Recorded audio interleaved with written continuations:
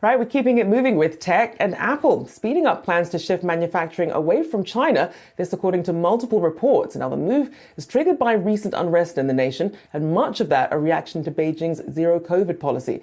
Joining us with more on that is Yahoo Finance's Dan Howley. So, Dan, where's Apple looking to move to? Yeah, Michelle, there's some movement that could be taking place in India, where we could see iPads being produced in that country.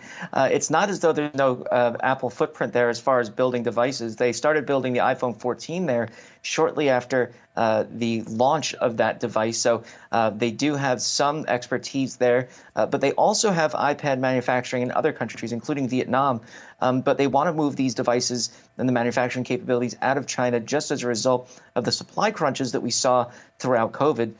Now we're dealing with, or Apple rather is dealing with a slowdown in the ability for devices to get off the line, and that's impacting shoppers at the end of the journey who may have to wait until well into January or even February to get their hands on a new smartphone.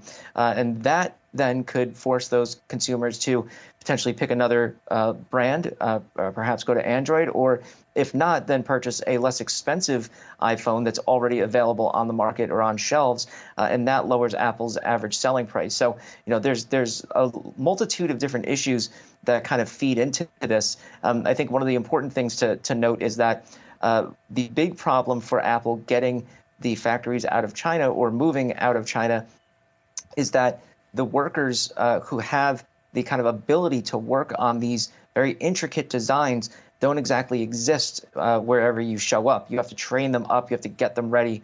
So it can take some time for them to actually get the ability to have these factories that they're building in these other locations or hope to work with up to speed. Dan Howley there with the very latest on Apple and their focus on India now. Thanks so much for that.